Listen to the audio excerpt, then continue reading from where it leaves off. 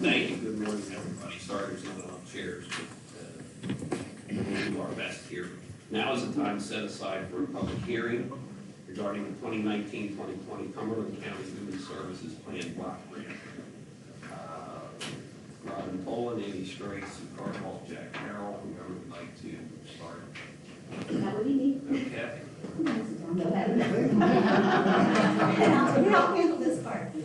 I am Robin Toland from the County Cumberland Care Mental Health Office. And as commissioners, you're aware that we have a annual block grant human service plan that's due each year.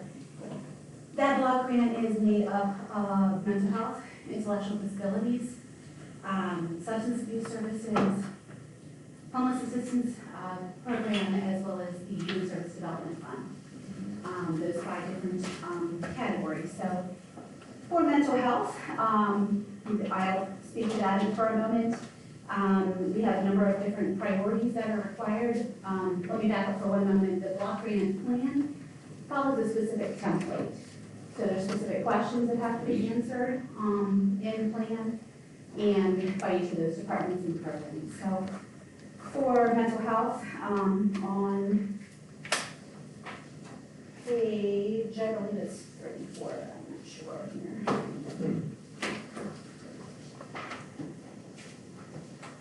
Nope, I'm sorry. Further back than that. Quite a little longer. On page 45. There are, all of the priorities are listed that for the mental health services. We've had a number of stakeholder meetings. We also work with our community support program to identify what the needs or concerns that those individuals in the community feel for mental health services are needed. And the priorities that we came up with as a group are to maintain the current services and supports that are already in place. There are several charts in the plan that list out what those services are for mental health services within our 2 counties. And the consumers strongly felt that those services would provide most support to them in their recovery, so they wanted to see all of those things continue. The second priority is to develop and implement long-term structured residence. That was a proposal that was made last year to the state Office of Mental Health and Substance Abuse Services and was approved. We have been working through a process of request for proposal with New Visions to be able to develop and implement that program. They are currently working on land acquisition for that, and the projected implementation is May of 2020 at this point. The third priority was to increase the awareness of available services in Perry County. I'm not sure if I mentioned in the beginning that we are a joiner for mental health and intellectual disabilities as well as substance abuse services. So our plan does include both counties. And through a Perry County health assessment, it was determined or felt that there needed to be an increase in services in their area. So we are starting with making sure that the providers and support services in Perry County are aware of what services are available. With that, and we're working with Perry Health Coalition, Perry Behavioral Health Work Group, and the Perry County Task Force to do so. We've had several meetings with clergy within the county as well as family practice office to really talk about what services the mental health, the county mental health system can provide as well as the managed care system. The fourth priority is to improve, develop, and implement programs that support trauma-based interventions. And we have accomplished that goal as far as implementing that. We're working with Mary B. Stevens Center's residential program. We supported them in getting some significant training around trauma-focused needs. And we are continuing to monitor the program implementation and outcomes. And the fifth priority for Cumberland Perry County Mental Health Office is to develop and implement a suicide prevention initiative in our counties. And that has been implemented through our PULSE, Preventing Unnecessary Loss Through Suicide Education Task Force, which meets on a regular basis and has held a number of community activities to increase awareness of suicide prevention within the communities. And we're continuing also with our suicide prevention training, which is QPR, Question Persuade Refer. We had several total, I think 10 individuals from Cumberland and Perry counties were trained to provide that suicide prevention training within our counties. And we've had a number of those trainings actually occur since that facilitator training back in May. So we are hopeful that that will also continue and help to spread the awareness and prevention for suicide. That is, in a nutshell, the mental health priorities. Sue is here to talk about the intellectual disabilities side of things. Okay, so for the intellectual disabilities and autism side, we are able to offer a lot of services in the communities. That includes like residential, day program, the supported employment that we've been working on, transportation, all of those kinds of services. And so we try to serve the individuals within their home communities. We've had no referrals or admissions to state centers. In fact, 2 more state centers are going to be closing over the next 3 years. And we will just have Selinsgrove Center open and the Emmitsburg Center. So those are only going to be 2 state centers that will remain open in 3 years. Just last year, we began to accept autism referrals, and they have increased over this past year. But we did not receive any additional funding for them, so we give them case management if they're eligible for the waiver. And we have a waiver, then they're also eligible for that. We continue our development of independent living programs and supported living programs and the maintenance of our network of 24/7 community homes. So we have about 50 of those, the community homes. We have an emphasis on promoting competitive employment, as you know, through our Project Search. We've had 2 classes that have graduated, and we have an 88% success rate of finding them competitive employment whenever they're finished with the program, so that's really good. Our next class is going to start on September 9th, and we have the largest number of folks yet. We have 9 of them coming, so we're looking forward to that. We do a lot of cross-systems collaboration and training with mental health, with children and youth, with aging, the housing authority. We do some rental stuff with them, and with our local school districts. So we are working with other systems all the time. Our provider network, we've been working with them to increase their competency and their effectiveness in working with those individuals who have higher needs. A lot of this is coming through training, a lot of it with our PICU unit, which is our nursing unit, on those illnesses and those diseases that really affect our folks and actually can cause death. So we placed an emphasis on that this year. They've also been, those providers have been monitored by the state a lot this year. And the state is really enforcing those regulations that are going to lead to those quality services.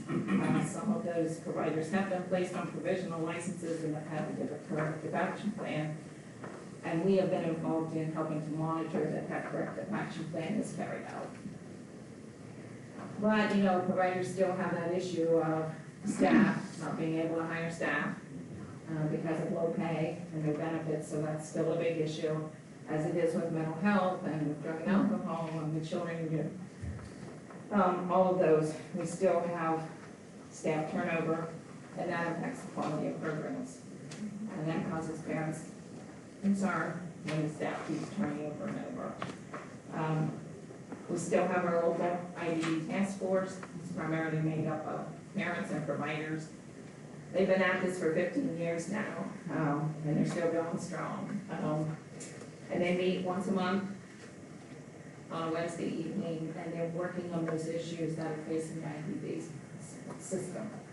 And it can range from maybe residential issues to employment to respite issues, so they are working on whatever needs to be done. Okay.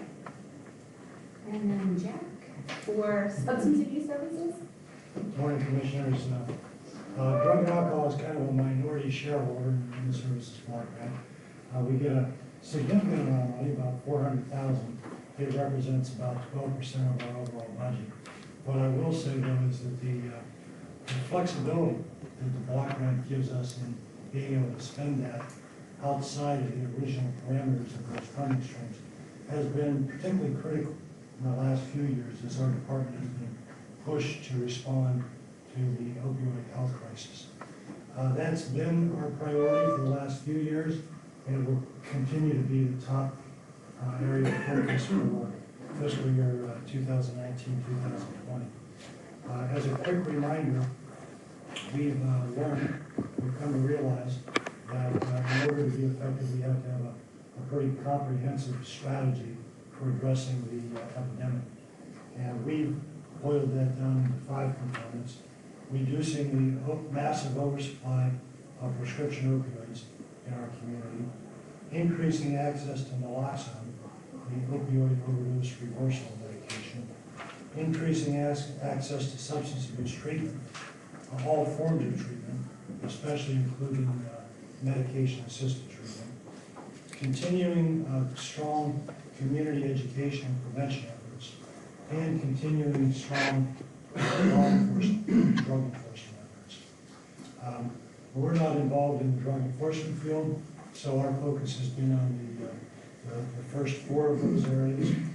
In particular, we've been able to make, I think, significant progress in increasing access to naloxone and increasing access to treatment.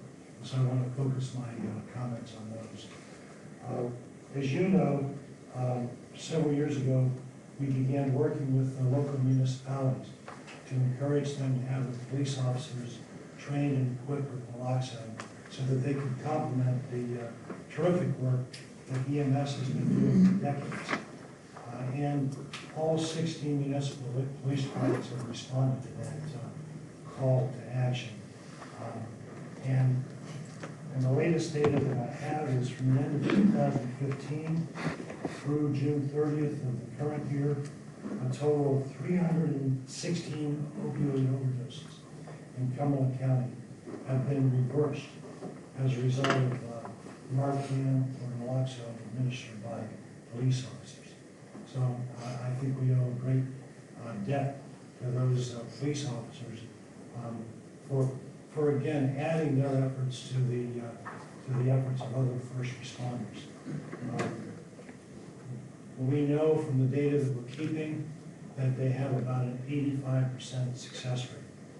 That does mean that in 15% of the cases where they administer the naloxone, it's too late. The person's already passed away. But in the vast majority of cases, they've been able to save a life. We continue to, in the area of naloxone, promote the state's physician general's standing order, which essentially makes naloxone an over-the-counter medication for any of us. The Surgeon General's recommendation is that if you have a family member or a friend who's struggling with an opioid addiction, or if you have a family member or friend that has a chronic pain issue and needs to be on opioid pain medication on a long-term basis, those 2 groups of people are at risk of an accidental overdose. And you really should have in your home medicine cabinet a couple doses of naloxone. And the Physician General's order makes that possible for all of us. An initiative that we started last fiscal year and we're very excited about, we, along with the Partnership for Better Health, have teamed up with the RAISE project to provide 2.5-hour community naloxone training events targeted to those groups. It's designed to teach people not just about the signs and symptoms of an overdose and how to use naloxone, but also to give them a mini course on addiction and the nature of addiction as a brain disease so that they can better understand that, and hopefully we can make some progress in combating the stigma associated with addiction. To date, we've done 12 of those workshops across the 2-county area with a total of 254 participants. And each participant leaves that workshop with 2 doses of Narcan at no cost to themselves. Finally, on naloxone, the state health centers did a giveaway project last December, and they're planning to repeat that next month on September 18th and September 25th. Right, Ben? Ben recently called this to my attention, so We're looking forward to that. In December, there were 72 Cumberland County residents who were able to receive naloxone from the state's health center here in Carlisle. And so we're hoping to at least meet or exceed that number for the September giveaway dates. The other area we focused a lot of attention on is increasing access to treatment. We've been the recipient of some of the additional federal funding for the opioid epidemic, and we've used a good bit of that to increase access to methadone, Suboxone, and Vivitrol. One of the areas that we've been supporting Vivitrol is in the Cumberland County Prison. We started a program in 2017. It's been very successful. It's shown a lot of positive outcomes. And recently, we applied for funding from PCCD, and we were fortunate enough to receive that. So we've got a 2-year grant to expand that program. We're also very pleased with the impact of the opioid intervention group, and that has been very successful. You know, the primary focus of that is to prevent overdoses of those involved in the criminal justice system. You know, they're one of the high-risk groups. To date, none of the participants in the opioid intervention court have had an overdose. And so that's been highly successful for the 100-plus participants in that so far. The last thing that I wanted to talk about is an initiative that it took us longer than we wanted to get up and running, but it was the warm handoff program with the emergency departments in our 3 hospitals. The UPMC Pinnacle Hospital in Carlisle and West Shore began in December. Geisinger Holy Spirit began in the beginning of June. We have contracted with the Just for Today Recovery and Veteran Services Center in Lemoyne to provide certified recovery specialists on a 24/7 basis.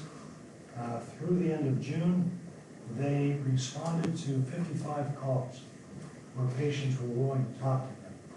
In 29 of those cases, or 53%, they were successful in convincing the person to follow through with the referral to treatment, and they got the person engaged in treatment.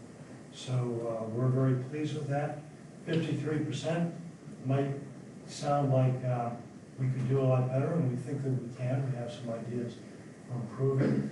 But having worked my career in the drug and alcohol field, I can tell you that most DNA clients are what we consider resistant clients. Denial is a hallmark of addiction, and particularly for somebody who has just survived an overdose, they are preoccupied with their addiction. So it's no easy task to persuade them to go and treat. That's all I have. Jeff, one question. You mentioned about the 316 reversals using naloxone. Yes. That was from the end of calendar year 2015. I think the first departments got up and running maybe in November, December of 2015. That's through June 30th of this year. Do we have any, we don't have any information on how many of those, say it might be repeats. We don't know how many individuals. Unfortunately, we do know that there are repeats. Those are not unique individuals. The other thing I'll comment on that is that the number of administrations is declining. And that mirrors what, it's reducing. The number of administrations is reducing. It has been for a year and a half now. And the same has been happening with the EMS. We have anecdotal information from EMS that the number of their calls for overdoses is declining. We take that as not only a positive sign, but our collective efforts are starting to make a difference. The other 2 portions of the plan are the HSDF and home assistance. Ms. Kenya? Yes, I'm here. I'm Oh, on video. sorry. So Kim was going to speak to those portions. I don't have as much to say as they had to say. I'm filling in. Sandy kind of threw this at me quick because she's out sick today. But we want to continue to provide rental assistance to prevent homelessness in Cumberland County, of course, and also provide funding to agencies in Cumberland County for emergency shelter. So that's our main focus there. Also for the Human Services Development Fund, we provide service coordination for individuals with a physical disability to keep them out of nursing homes, and also link cares for families to provide case management to keep children under the age of 5 out of the children and youth system. Okay. As a public hearing, we are required to invite any public comment. Is that okay? Yeah, I'll take care of that. Okay, all right. Wasn't sure. Is there anyone else that wants to speak on behalf of the block grant? Okay, do the Board of Commissioners have any questions or comments? Staff members have any questions or comments? I just have one, and I don't know who might be able to address this, but, you know, a number of years ago, I forget how many now, but I was a county commissioner at the time, when this legislation was passed in Harrisburg, creating a block grant program for human services. I know as a county, we were reluctant to jump into it because there were a lot of unanswered questions. Number one being, was this just a way for the state essentially to level fund programs for human services?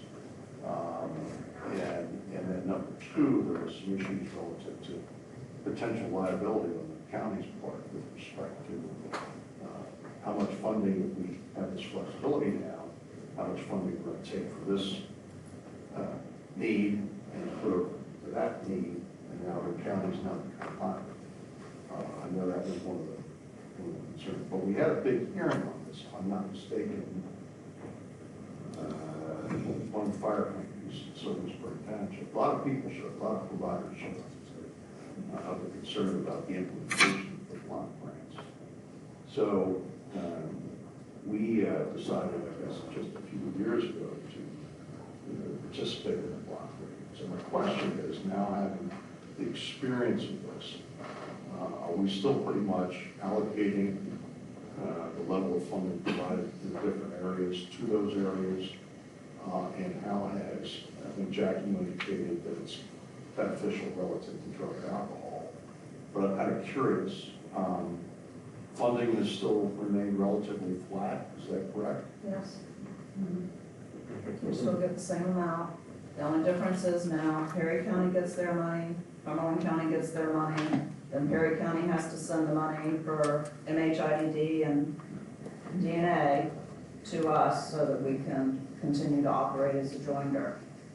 And they in turn are responsible for their HSDF and HAP funding. We haven't moved any money between departments to this point. We are allowed to if we need to. But everybody, I was gonna say last year, this is our second, we just finished our second full year in the block grant. The first year we only had $38,000, I believe, left, and we were able to start some new respite and apartment program through IDD. That money, you know, had been unspent, and we're allowed to carry over 5% for reinvestment type purposes. So we haven't totally closed up the books for 18-19, but I think everything will pretty much be spent again this year. Commissioner, I remember the original context when the Human Services Block Grant was introduced by the state. If you recall, it was along with the originally proposed 20% cut in all these funding streams. And so it was, I think to a lot of us, it felt like a bait and switch. Here's how you can deal with this cut. They did eventually respond to a lot of public outcry and reduce that 20% cut to 10% cut. There was talk about trying to restore that. That has never happened. Those funding streams have never been restored. We were concerned and took a wait-and-see approach, allowed other counties to go forward. But we were also concerned because it wasn't particularly friendly to joiners, programs like us that were teamed up with other counties. And we did have some meetings with the Department of Human Services, and they did some minor accommodations in terms of reporting. and developing plans that accommodated joiners. So I think that's when we were comfortable dipping our foot in the water. Okay, and thanks for refreshing my memory on that. You're right, there was a 10% cut in overall funding that was enacted by the General Assembly. I think Governor Wolf, if I'm not mistaken, had attempted to restore that funding cut, but it was never restored. So we continue to operate, try to meet all these needs that we have in this Cumberland County. We provide more with less, right? That's what we've been doing. And I want to commend each of the departments here for what you've been doing to try to make the dollars stretch and meet the needs. But I think that needs to be the continuing cry to the General Assembly that, we can't meet all of these responsibilities that they have essentially given to us without adequate funding resources. So I think that needs to be the message from this board and future boards to our members of the General Assembly. I'm amazed at all the different things that we're doing and very interested in this long-term structured resident, which is a need that we have. So looking forward to seeing how that comes to pass next year, I guess. So, anyway, I don't have anything. I have a follow-up, Jack, and you somewhat anticipated my follow-up question to Jim's, which was, and we were both in when we had over 600 people at that Yeah, there were a lot round. of people there, yeah. So there's clearly a big reservoir of great interest in it. So, and I forgot it was a 20% cut, and then we were lucky it was only 10%.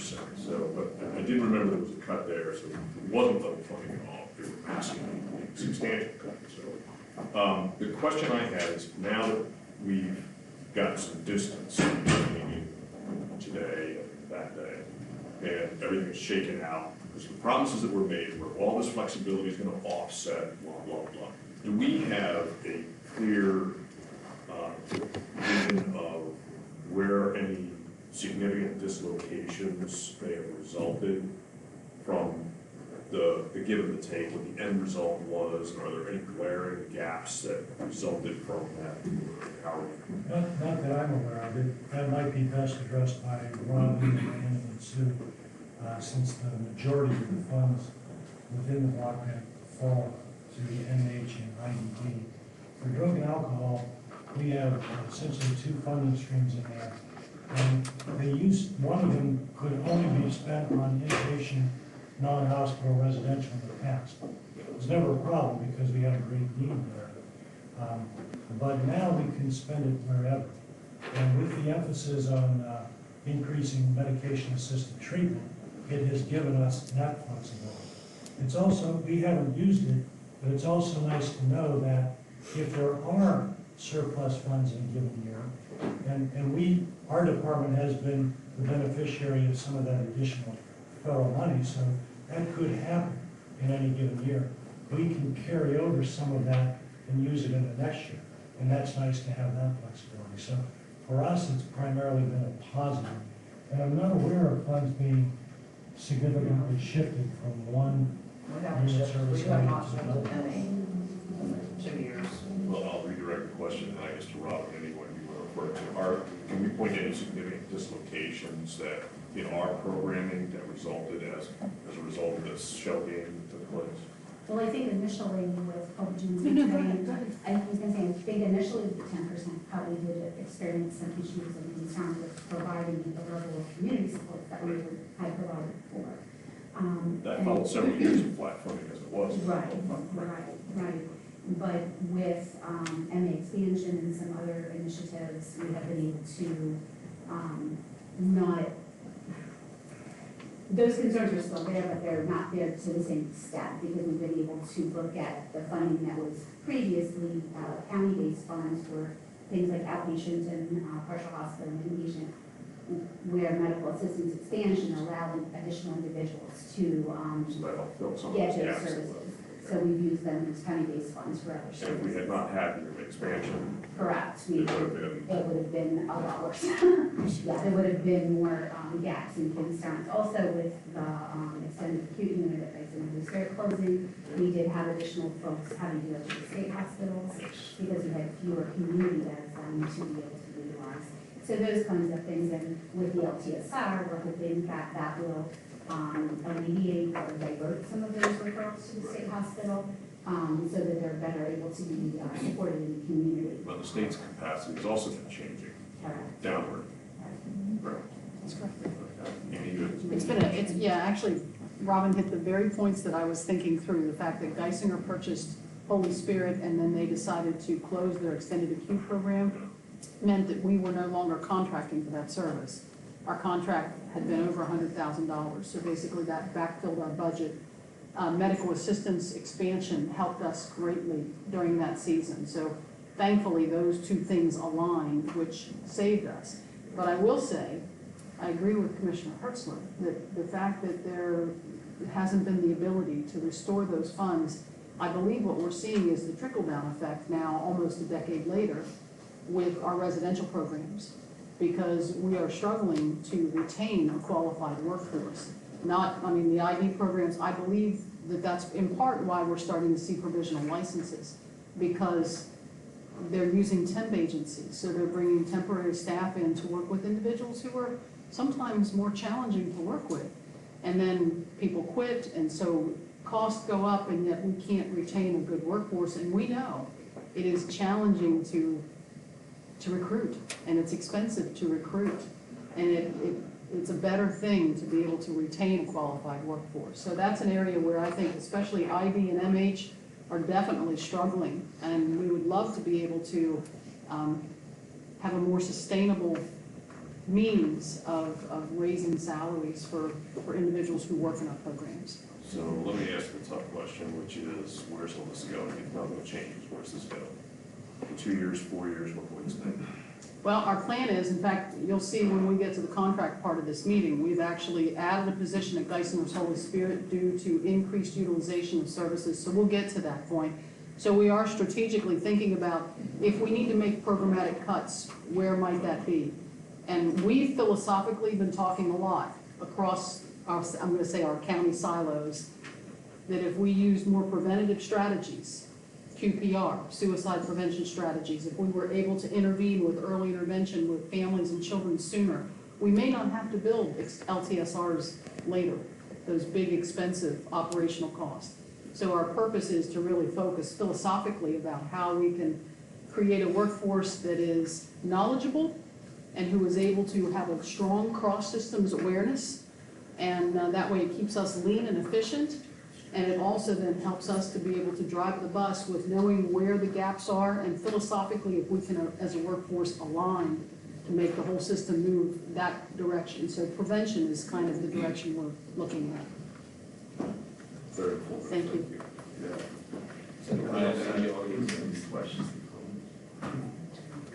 I just wanted to say that I think it's important to underscore and emphasize too that we've seen a lot worse situation had it not been for the Medicaid expansion. That's true. That wasn't saving grace, I think, and it's allowed us to essentially use our resources more efficiently. So anyway, thank you all. I appreciate it. Do you have any final questions or comments before we close the public hearing? I would just comment that those concerns and issues are throughout the plan, so you will see reference to budgets and flat funding and new workforce and all of those kinds of things. So if you're concerned that the state be aware of that is in the plan as well. Okay. That's great. Public hearing is closed, thank you. Thank you. Good morning, Commissioners. Good morning, everyone. Welcome to the August 22nd, 2019 Cumberland County Commissioners Workshop meeting.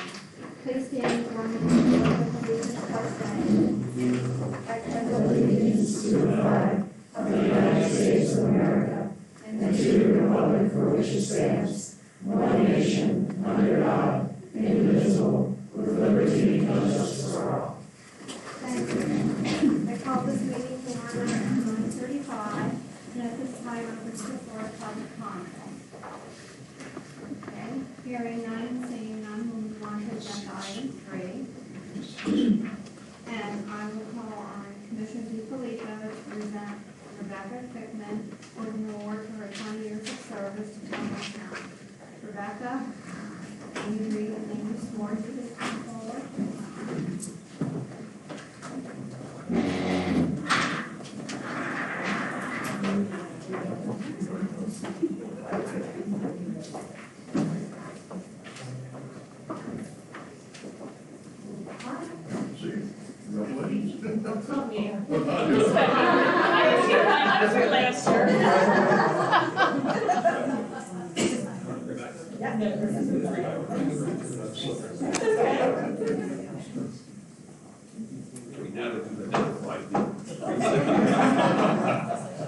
Rebecca is celebrating her 20 years of service with the county. She was hired in July 1999 as caseworker 1 in the NHID area and promoted to caseworker 2 and senior human services case manager in January 2020. Rebecca, thank you for your 20 years of service. Go ahead and say it. Oh my goodness, please, I'm gonna cry. I'm pleased to sit in on this information because of all this stuff that, gosh, I love working with all of you. My gosh. You're passionate about what you do. I was gonna say, I'm her supervisor, and in fact, he's very passionate about working with human services and early intervention, and this is, obviously she is, and I'm proud to be her supervisor. She's been, she's dedicated, valued, and full here. Really hope she's here another 20 years. Well, I don't know about that. Yeah, I just want to, echo Amy's comments. I've worked with Becky for many, many years and had the pleasure of, seeing her growth as a professional. And, she is wonderful at supporting our families and takes any challenge head on, always to better their experience and, find a way for these kids to really grow and progress. And like Amy said, she's very passionate, and we're so lucky to have her. And just so you know, Becky works in our Perry County office that we have on Main Street, and she has run that for 10 years. I mean, she's the only person that really is up there consistently. And it was really a great addition to early intervention, and so she covers the entire Perry County and has for 10 years. She does their caseload. She does she triples into Cumberland too because Cumberland's larger. But just so you know that's she's our Perry County person. She represents, so. Yeah. Thank you. Thank you.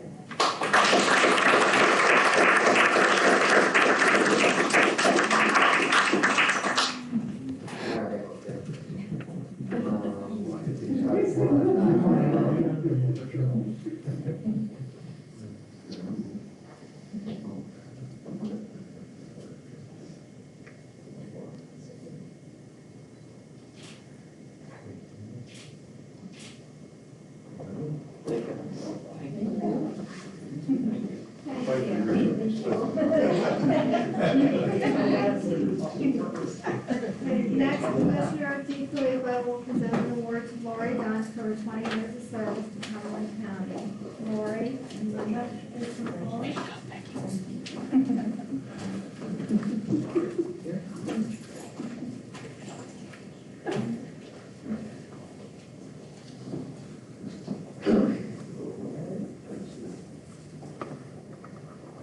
We are also today celebrating Laurie's 20 years of service with the county. She was hired in July of 1991 as a department clerk in the mental health IDP area, promoted to fiscal tech 1 in September 2004, and promoted to fiscal tech 2 in December 2008.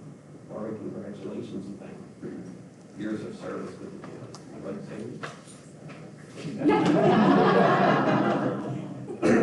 I got to know Lori probably my second day on the job. She and I went up together to the Health Choices board meeting. So, I mean, it was my thrown in the fire with the health. That's when Health Choices was just coming on and the board was just organizing. And at that point, Lori was actually acting as their secretary until they actually appointed someone on the board to do that. So we got to know each other then. She worked 3 years, and then she had an opening on my department, in the fiscal department, and she came and applied for that. And she is my right-hand person. I know I can be out of the office and everything will still be taken care of. I just actually had that happen just a month ago when I had a grandson born that ended up in a NICU and was out of the office for a week and a half, but I knew that everything was fine. And that Lori would take care of the day-to-day tasks, and it's been my honor and privilege and blessing to help raise my staff for 17 years.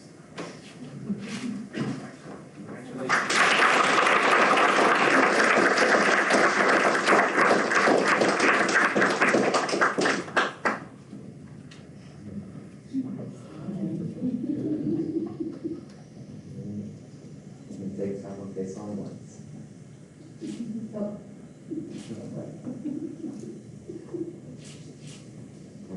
Thank you.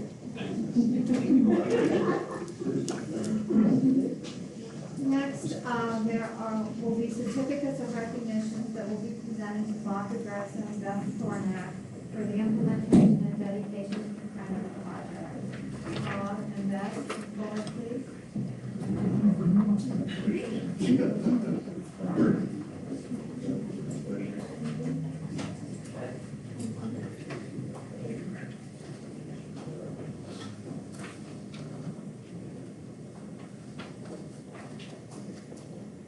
Yes, the Board of Commissioners would like to recognize these two individuals with a certificate of special recognition. There's one for each of them.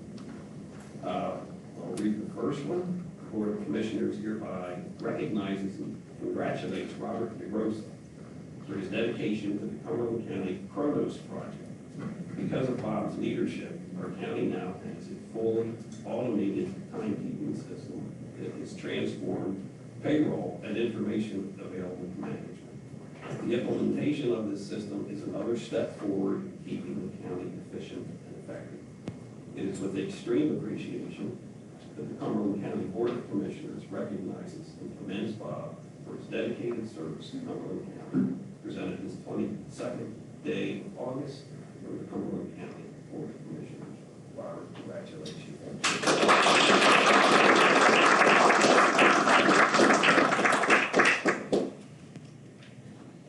The board would also like to recognize Beth Chornack for her ongoing work in the implementation of Kronos and the day-to-day operation of the system for our more than 1,200 employees. Beth is at the forefront of keeping our employees informed on changes, as well as assisting them with any issues they may have. Beth was part of the original leadership team that led to the change from our paper system to a now much more efficient computerized timekeeping system. It is with extreme appreciation that the Cumberland County Board of Commissioners recognizes and commends Beth for her dedicated service to Cumberland County, presented this 22nd day of August from the Cumberland County Board of Commissioners. Beth, congratulations.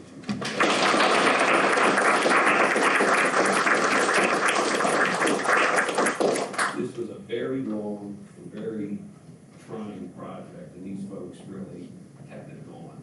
And on behalf of all of us, really appreciate the folks today. You have anything you'd like to say? Sure. Beth and I cried too. This project, really starts from the top with Board of Commissioners and Salary Board, who supported us throughout. This project is something that we have been talking about and taking action on for many years.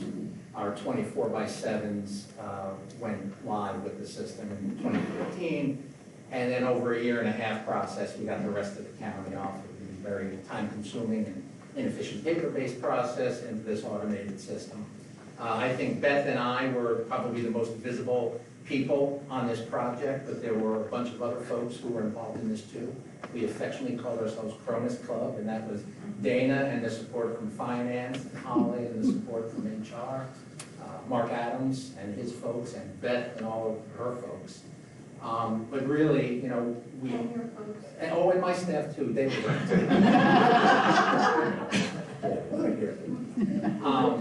but, also need to give acknowledgement to not only the department heads, the elected officials, and the courts, who really took the bull by the horns and did what was asked of them, but the workforce itself, who, some needed a little more encouragement than others, but, we successfully transitioned, and the system seems to be working very well. In mythology, Cronus was the god of time, and basically he killed all his children so they couldn't overthrow him, except for Zeus. So all those kids, one left. There's two of us.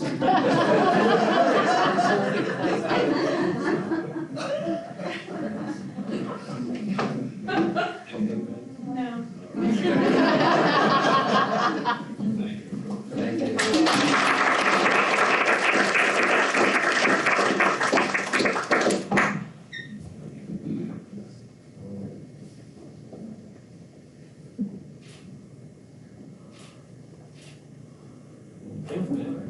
Thank you. Thanks, Robert. And there's the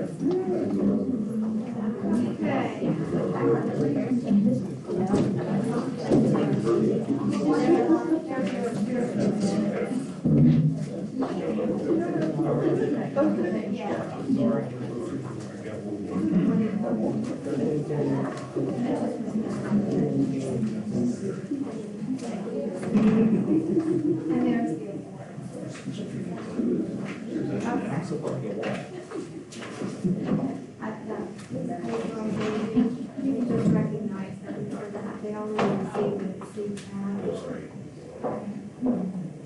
Okay, in keeping with recognitions, Commissioner DeFilippo will recognize Randy Soto, Helen Schultz, Representative from IMTO and Communications regarding the CCAP award that was presented to CNRC.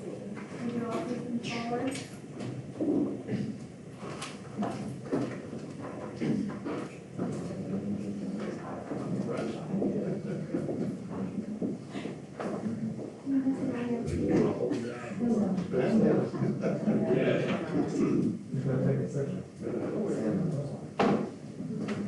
So let me read what this award is for. CCAP's 2019 Excellence in Website Design Award was presented to Cumberland County's Claremont Nursing and Rehab Center, with the award being accepted by Director Randy Soto. We received the award due to the recent website enhancements leading to accessible modern designs with increased functionality and expanded information. In addition to Raymond, we would also like to acknowledge our IMTO department, communications department, as well as our CNRC marketing department for their participation in working on the CNRC website design. Thank you, folks, for doing this and getting this all together, and quite proud of the accomplishment. Raymond, anything you want to say? I think Or anybody? do you want to? I would like to thank the commissioners for your support, because this was an idea that was a long time coming, and it's been a great boost to Claremont as far as publicity and the community awareness of the services we offer.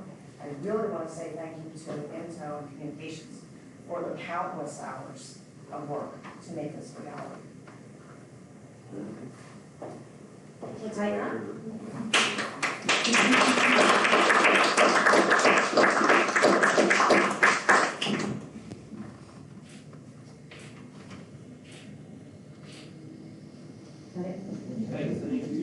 Thank you, folks.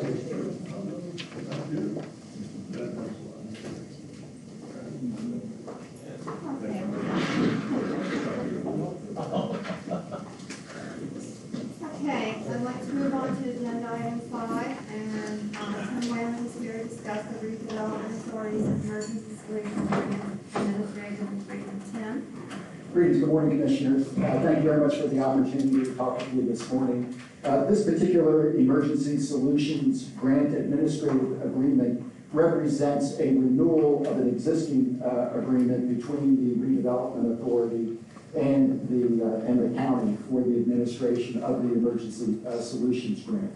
In the new administrative agreement that is presented to you for consideration is, first off, this has been reviewed by the county solicitor as well as the Redevelopment Authority's solicitor. Both are in an agreement and supportive of the administrative agreement that has been presented to you. You may remember from past years, there are a couple of changes within this agreement.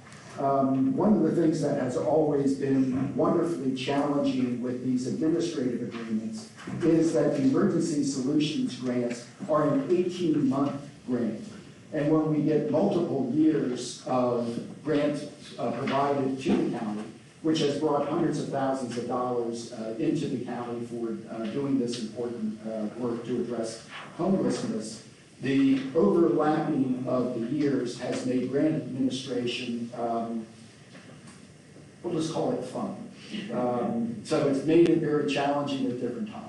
One of the things that this new agreement does, it starts to mold all of those existing grants that we receive into a single administrative agreement.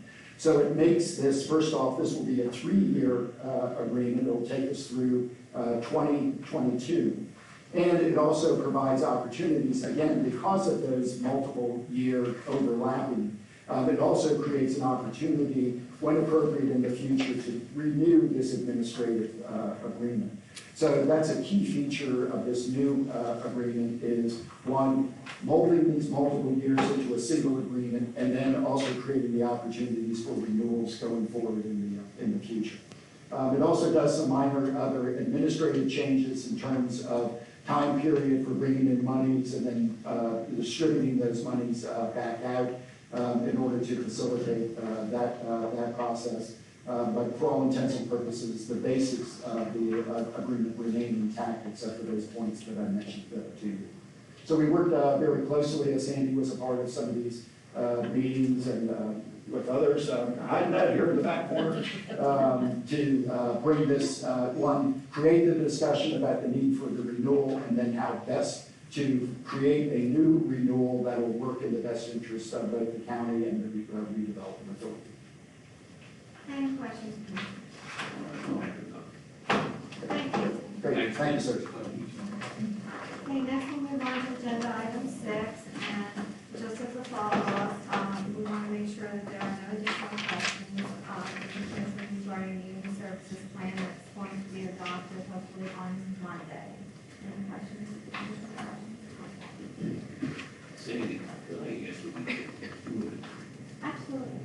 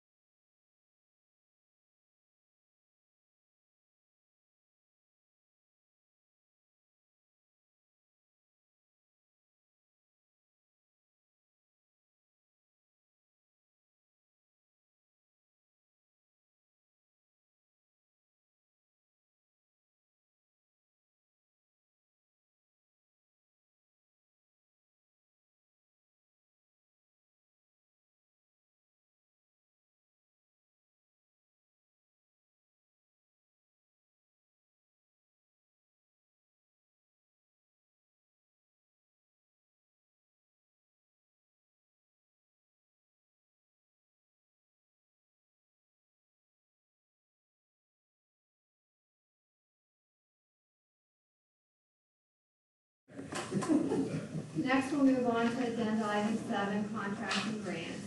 Agenda item 7, Roman numeral 1, A through D are existing contracts, contract extensions or amendments, and additional costs or increases for the county. They include the following departments. There are 2 for children and youth services, 2 for Claremont Nursing and Rehabilitation Center, 1 agreement for drug and alcohol, and 4 agreements for MHIBC. Commissioners, do you have any questions or comments or concerns regarding any of the above mentioned agreements? Okay, moving forward, we'll go on to agenda item 7, number 2, which consists of new contracts, vendor services, grants and contracts, and cost and increases or decreases to the county. And I'll begin by calling on Darby to discuss the grant for adult probation. Darby? Hello, Commissioners. This is a grant through the Pennsylvania Board of Probation Patrol. We are audited annually, and this grant is reimbursed to the county $210,000. The county's awarded the grants. Any questions for Darby? Thank you, Darby. Thanks, sir. Next, we'll move on and call Melissa Smith, who is joining us, BTC, to discuss the agreement for the nursing home. Melissa? Good morning. This is a revenue contract with Celtic Hospice and Palliative Care of Carlisle. We had an existing contract with them, but they've done a name change and updated their contract a little bit. But this is just a hospice revenue contract. Looking for your approval. Any questions for Melissa? Thank you, Melissa. Thank you. Next, I'll call on Jamie Reaver to discuss the 2 agreements for children and youth. Jamie? Morning, Commissioners. Our first contract is for the 1920 contract with Common Sense, which is one of our foster care providers. They restructured their rates this fiscal year from going from 5 rates to 3 rates, but there was minimal increase with those, and they're still well below the state maximum allowed. And the second one is for Northampton County Juvenile Justice Center, which we use when needed for detention. And they did have a small increase of 1.92% for this year. Any questions for Jamie? Thank you, Jamie. We'll move on to agenda item E, and G, and Michelle will be discussing the 2 agreements for victim services. Michelle? Good morning. I have 2 contracts for you. I don't know what the corrections development contract is, unless that's the prosecutor management system contract.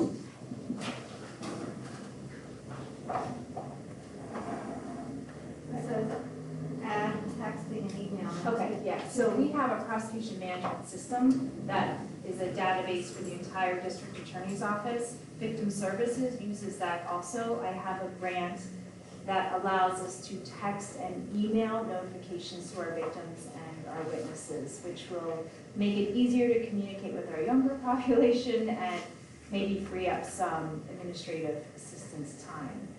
Keith Brennan wrote up the contract for me, but it's 100% grant funded. The grant was already approved, the award letter was already signed. The second one is a contract with the Borough of Carlisle, also 100% grant funded. The borough is charging us $3 a day, so we can provide free parking for our victims and our witnesses.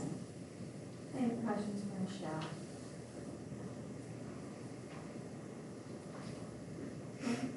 How much is the, what did you say? $3 a day. $3 a day? Yeah, we originally thought it was going to be 6, but when Stacy put it through their borough, Okay, well, let's not complain. I'm not. I didn't say anything. I'm looking for a signature before they Thank you, Michelle. Next, we'll move on to call on Jack Carroll to discuss the 2 agreements for drug and alcohol. Jack? Good morning, Commissioners. The first one of these is with Discovery House. We have a contract with them to provide methadone services in the Mechanicsburg and Harrisburg clinics. And we actually already have a contract with them for this current fiscal year. This is an amendment to that contract to be able to add rates for individual and group counseling. We purchased the methadone services from them with a bundled rate, and that is $17 per day, which covers the cost of the medication and all counseling services. But there are clients who, after some period of time on methadone, want to transition off methadone. But it's important for them in that transition to continue to receive the counseling and therapy support. So once they're no longer receiving therapy, we want them to be able to take advantage of the therapeutic relationship that they've built with a counselor at Discovery House. And so this is just adding rates for individual and group counseling. And these rates are identical to the same rates that we have with all of our other drug and alcohol outpatient providers. The second contract is a new one. It's an additional one for peri-human services. I mentioned when we were talking about the Human Services Block Grant that we were successful in getting a 2-year grant from PCCD to expand the Vivitrol program in Cumberland County Prison. We also worked with the folks in Perry County to submit a separate grant application. And we were successful there in getting funding to start a Vivitrol program in Perry County Prison. They don't have it. And so one of the key players in that is Peri-Human Services. They provide treatment services in the prison. They also have a certified recovery specialist that is on staff there who will serve as a coordinator for this new Perry County Vivitrol program. So this is a 2-year contract in the amount of $71,964, roughly $36,000 per year, to be able to purchase services from Peri-Human Services as part of this program. Questions about it? Thank you, Ken. Next I'll call on John Law or Yvonne, who is joining us, ETC, to discuss the UGI agreement. Oh, John. Hi, John. Hi. Good morning, Commissioners. This agreement is between Cumberland County and UGI Energy Services for the gas portion, basis and NYMEX. The previous contract was, if you have the paperwork in front of you, you can see some handwritten notes on the side.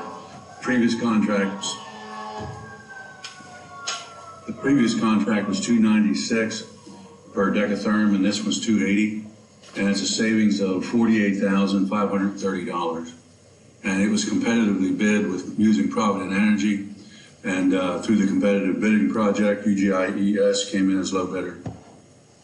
Johnny said the savings was $48,000. My paper says $8,000. Is there something? That's a misprint. That's the handwritten notes on the side. That's a misprint. And if you look back on the page where the spreadsheet is, you'll see the $400,482 under the 3-year cost, and that should be there under that 280 instead of the 480 that's there, or the 440 that's there. That should be 400,483. It's actually 482.90. It's just rounded off.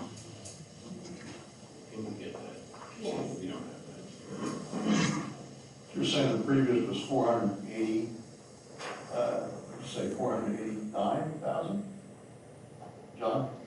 The previous, these are the estimates. The previous one was came in at $296 per decatherm. Under a 3-year cost total, it came in at $449,013. And if you look at that spreadsheet, it breaks down the totals. And the 3-year total for the new contract comes to $400,482.90. And if you subtract $400,483 from the $449, you come up with $48,530. Yeah, we have the new contract for 440, but I guess we'll see what The total numbers right, everything else. yeah, okay. The handwritten note's wrong. Everything else is correct.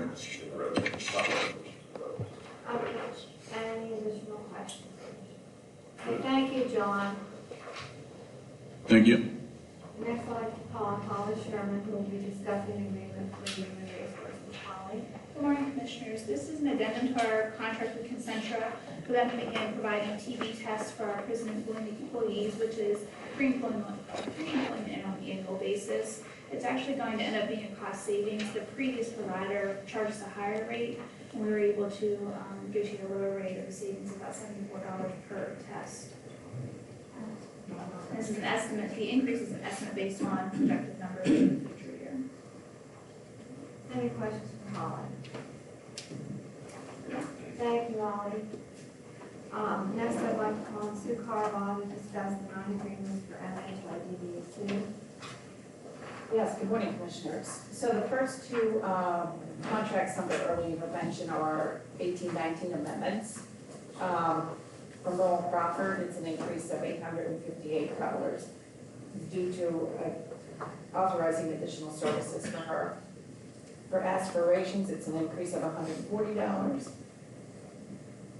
for authorization of additional services. And then for a mental health, the Aurora Social Rehabilitation Services is also an 18-19 amendment. And it is an increase of $71,620 for additional services. And these are all state dollars. Then for the 19-20 contracts, my lineup and this lineup don't match. So for Hector Behavioral Health, it's a decrease, an increase, of $63. And we start our contracts where they left off last year. So at this point, Hempfield has an increase in their contract of $63. For Keon, it's a decrease of $12,235 for this coming year in their contract. For Goodwill Keystone Area, it's a decrease of $8,337. And for Central PA Supportive Services, it's a decrease of $6,722. Again, these are all state dollars. And I'm gonna hand this over to Annie, and she's gonna do the mental health.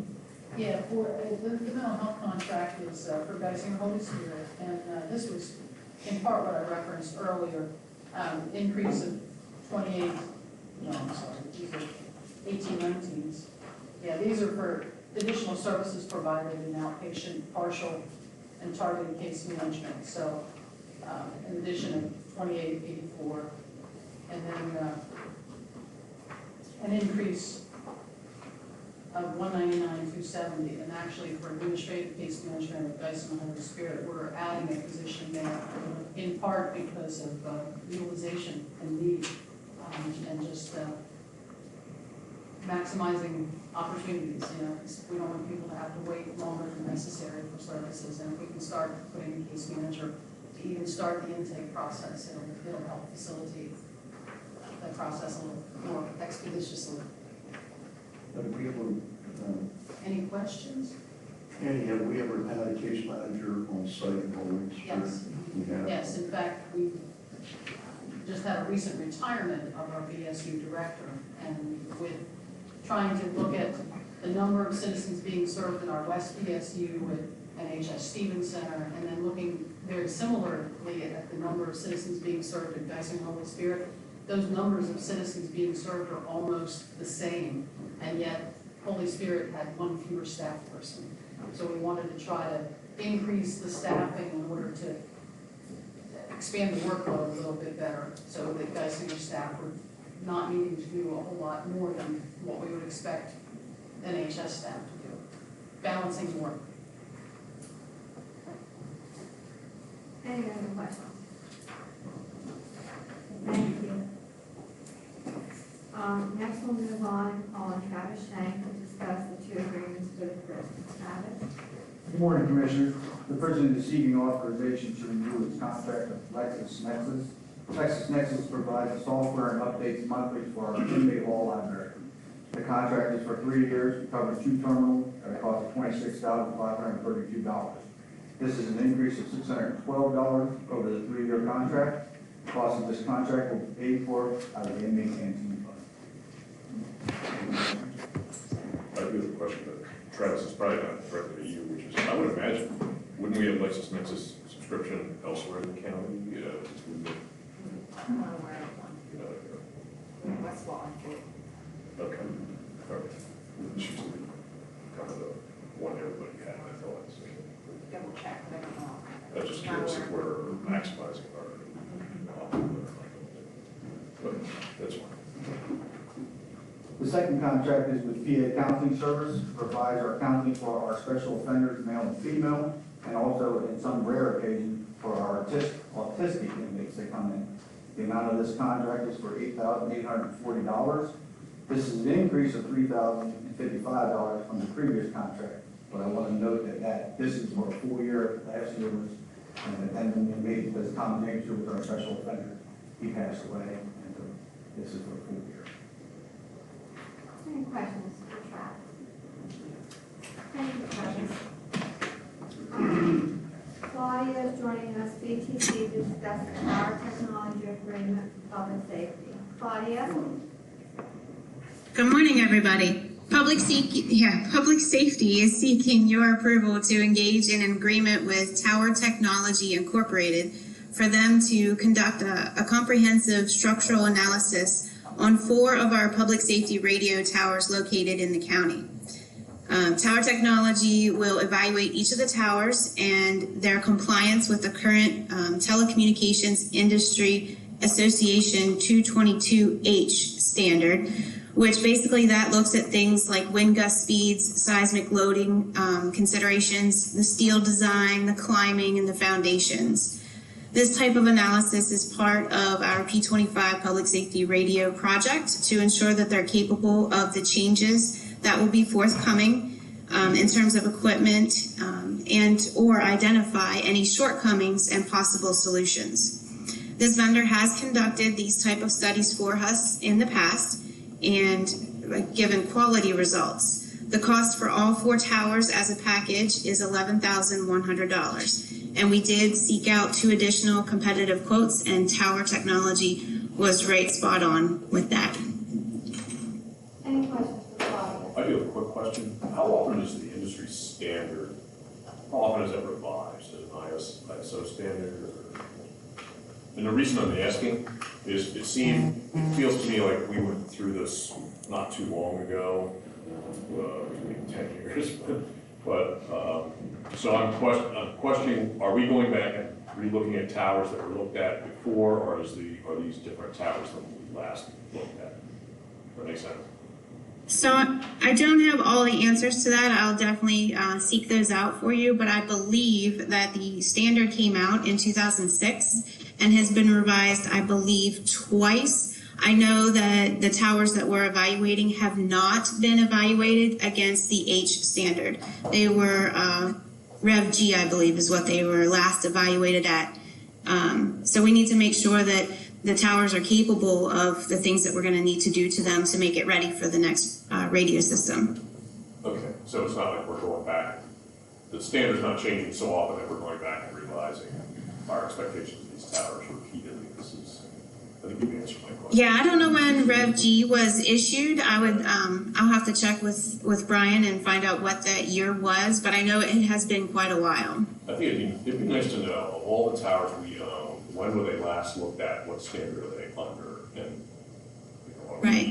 are we anticipating these reviews, how do I put it, smartly, that we're not going to be surprised if a new standard applies and we have yet another tower that has to be replaced or upgraded.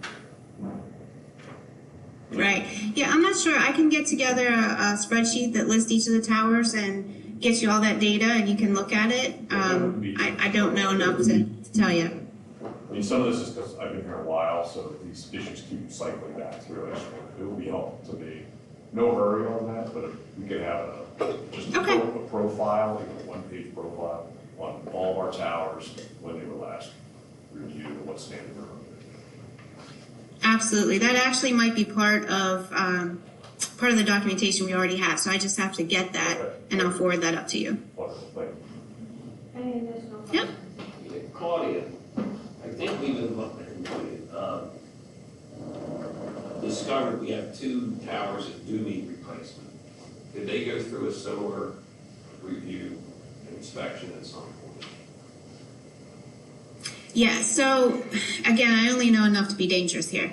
I know the 2 that we're looking at the last inspection, I believe there were some things noted that there would not be, they could not handle any more equipment to be hung and things like that. So I know that they have been evaluated before, but it wasn't an immediate, you have to replace the tower, otherwise we would have done it back then.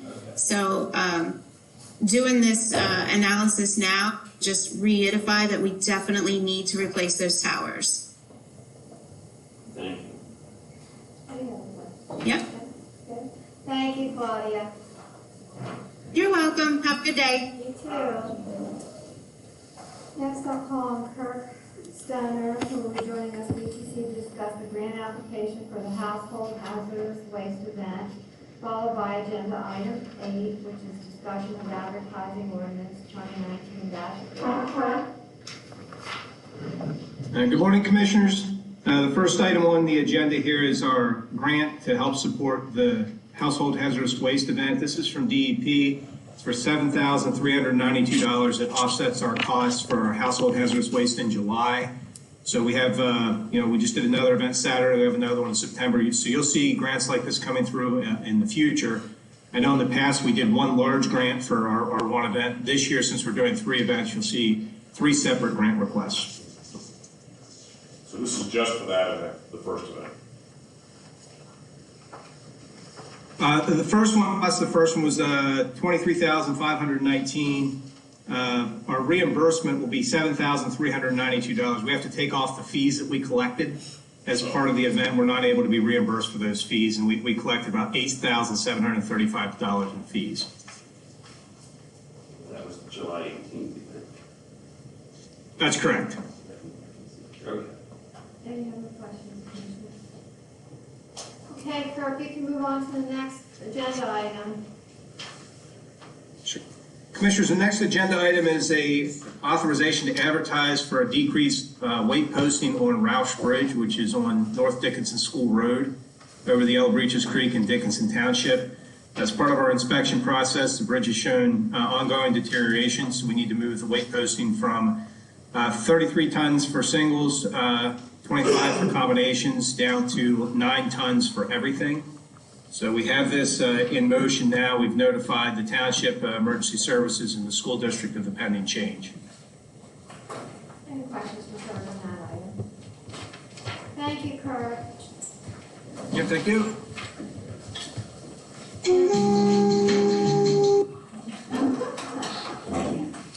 Move on to agenda item 9, and I'll call on Commissioner Nicolino to discuss the reappointment for the Drug and Alcohol Commission. Yes. Commission strongly recommending that Michelle Evans be reappointed to the second 3-year term, which she is eligible to accept. Jack had drafted up a memo going over her qualities and reliability and information about Michelle. Follow Jack's advice after reappointment. Thank you. Next, we'll move on to discussion of capital project requests, and we'll begin with Justice Smith to discuss the capital project for GIS.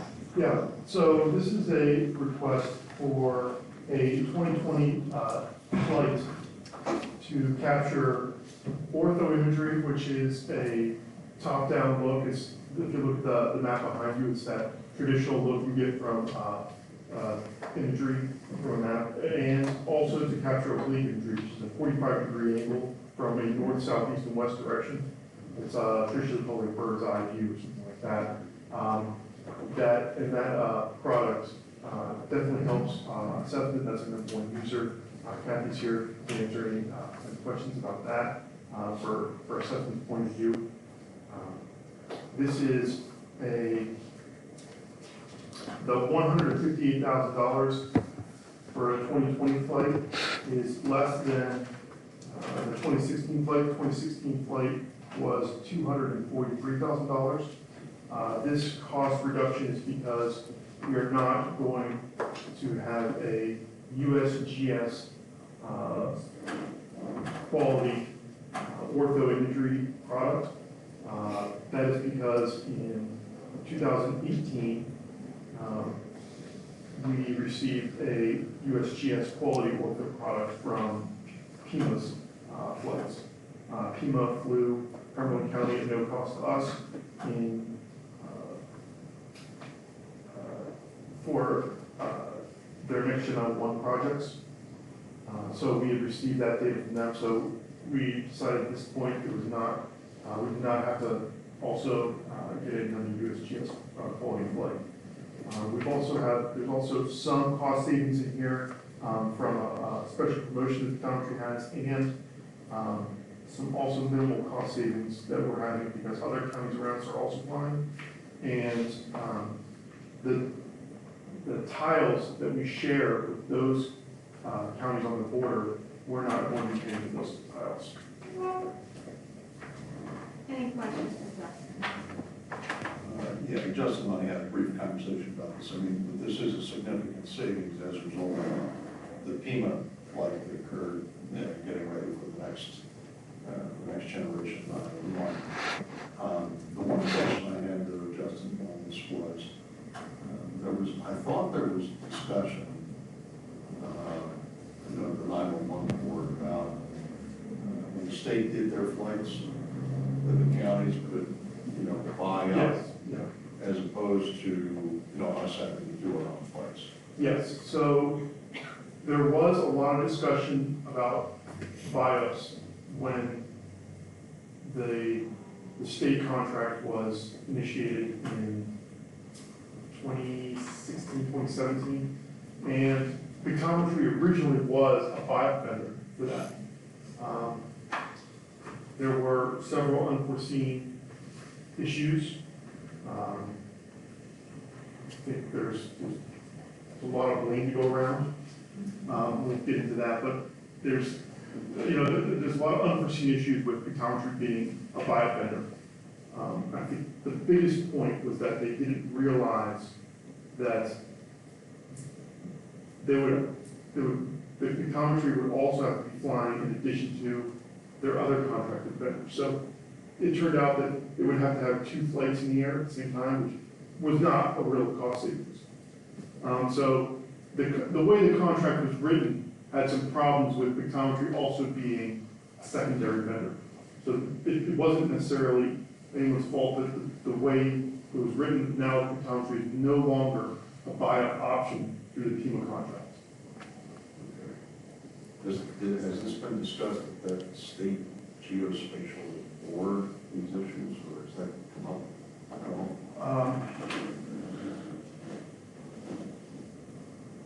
I'm not sure if the state geospatial board is addressing this specific issue. That's not necessarily my interest in the state geospatial board.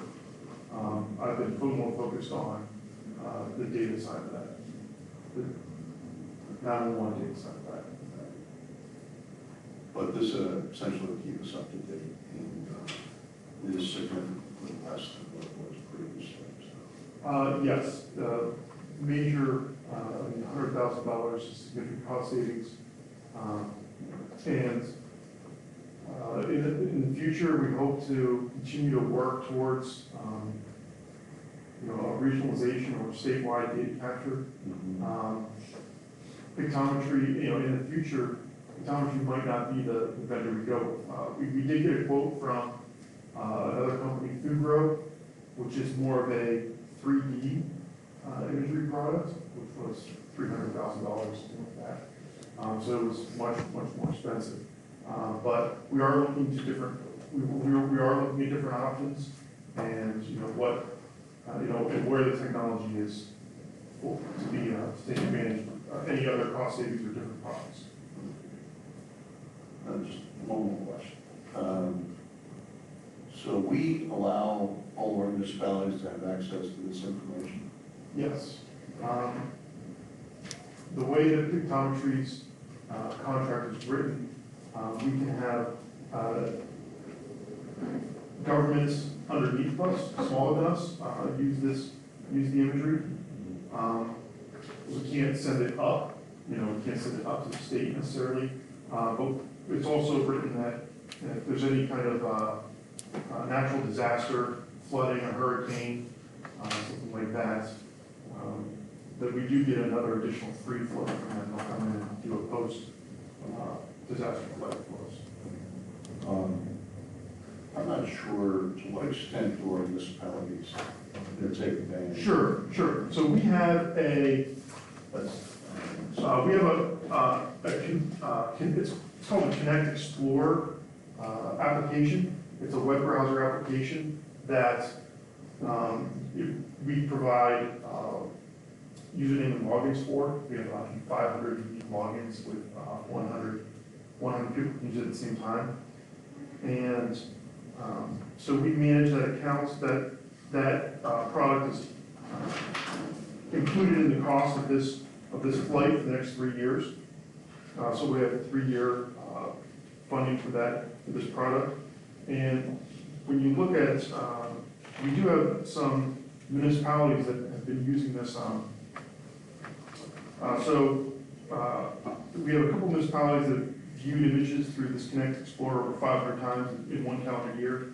Now compare that to some users in assessment who have viewed images over 5,000 times in a calendar year.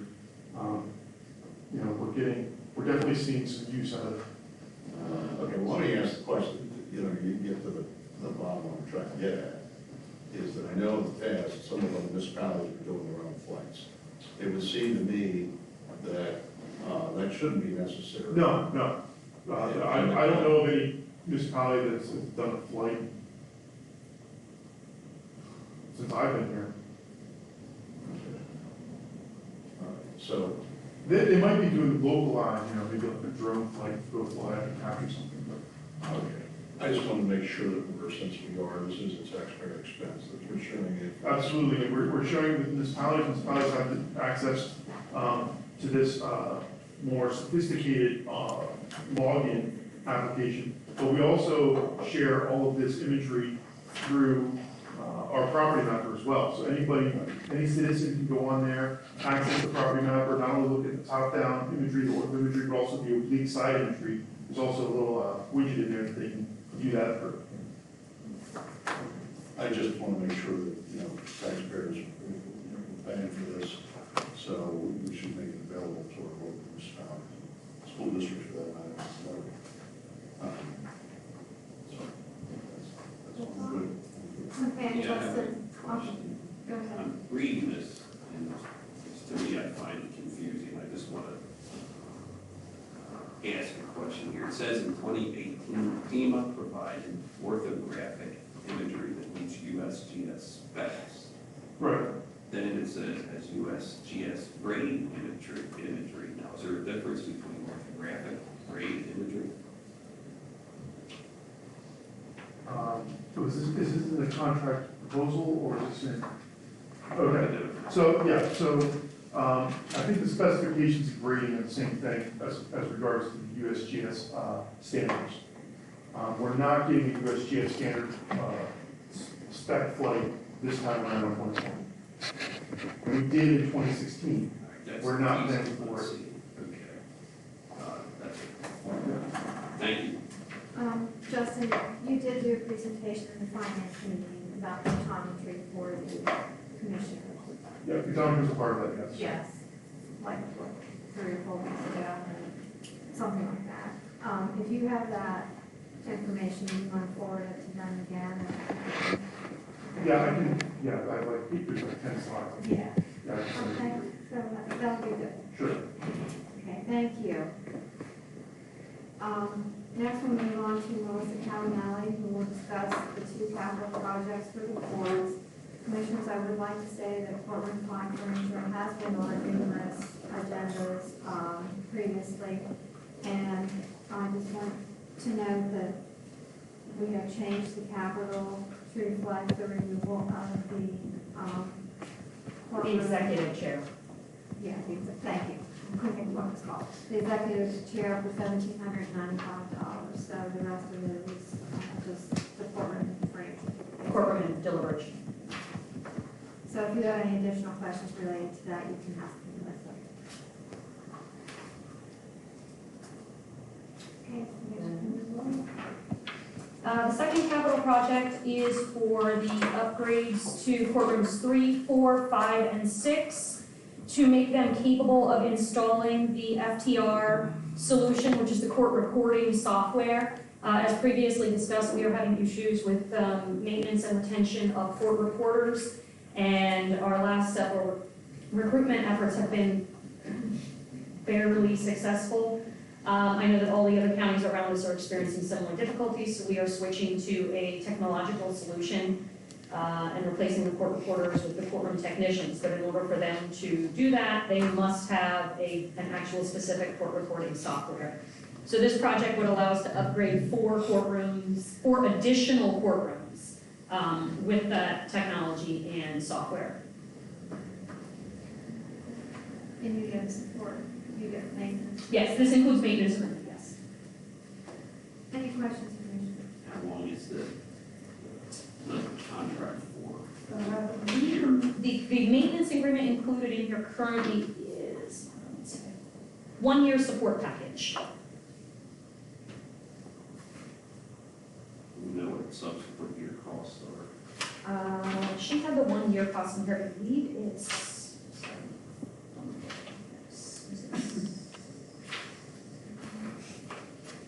I believe it was $700. I apologize, she didn't, it was broken out in the original quote for the single to be installed in courtroom 1. She rolled it into the quote for 4 courtrooms, so I don't have the individual, wait, I might have it actually. I might have it. I do have it. I have the courtroom 2 quote here as well.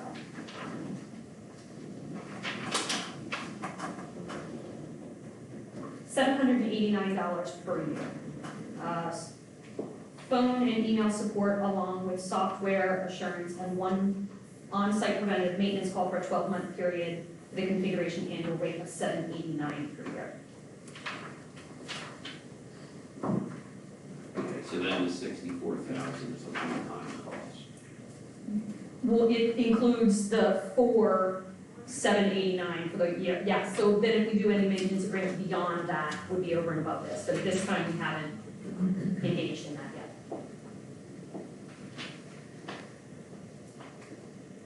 What about the other courtrooms, Melissa? Where do we have this divided software in the other courtrooms? Not installed yet, courtroom 2 was already approved, they are scheduled to install on October 3rd. We actually have a courtroom technician scheduled to begin on September 16th. She's gonna go to Adams County, observe usage there. She's gonna sit with our court reporters, learn our process, and then be here for install on the 3rd. And then at that point, we'll proceed with that. It is already approved as part of the courtroom 7 project, so it will be installed when the technology is updated, or installed, not updated, in courtroom 7 down on the 1st floor. The only if this is approved, the only courtroom that will not have FTR is courtroom 1, which has been previously discussed as, we gotta fix the other problems with that before I fix it. Any additional questions? Yeah, just one more. So this is for this technology, the software, and then it says and a computer for each courtroom. Yes. Does this include the computers? Yes, Or it includes the quote from IMTO for a new computer for each of those 4 courtrooms to run the software. do we need new computers? Well, to run the software, someone has to sit at a computer, and There's no computers in the courtroom. there's a computer the clerk uses, but they have to do their stuff on that computer. This is a separate software program that's gonna have to run the entire time court is in session and be monitored by the courtroom technician.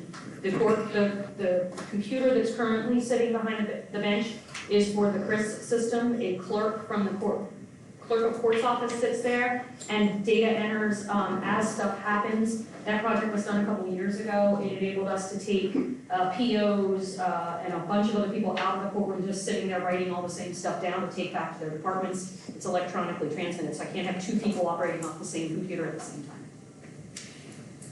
Okay. So is this a different computer from what we normally get for everybody, or I it's a laptop, or what is it? So I think it's just the standard, That's an IT question, I apologize, I don't know. We gave them the specs as provided by FTR as to what its basic operating system and all that need to be, but. I can talk more about this. All right, thank Mhm. Thank you, Melissa. Next, we'll move on to the Commissioner Liaison report, and then Commissioner Davis. Thank you, Sandy. Start with the library report. I mentioned a couple of things. What they have is the called Drew Powell 8 website was presented to the Assistant Headquarters Office. This is a migration to the new platform that is much more secure and has greater accessibility than the Drupal 7 version. I also want to mention that several databases were added to the library suite, which includes Auto Repair Source, Small Engine Repair Reference Center, Green File, and Teacher Reference Center. The responses to the radio frequency identification RFPs, we have 4 vendors that have responded, and they will be doing demonstrations here in the near future. Survey is being conducted, to measure summer learning program outcomes. Data will be collected and will be used as part of the 2019 summer program evaluation, which is submitted to the Commonwealth Libraries in September. And Carolyn Latchley was in an on-camera interview, Channel 27 back in July 24th, and the story pretty much highlighted the first increase in public library funding from Pennsylvania in more than 10 years. I thought that was pretty important.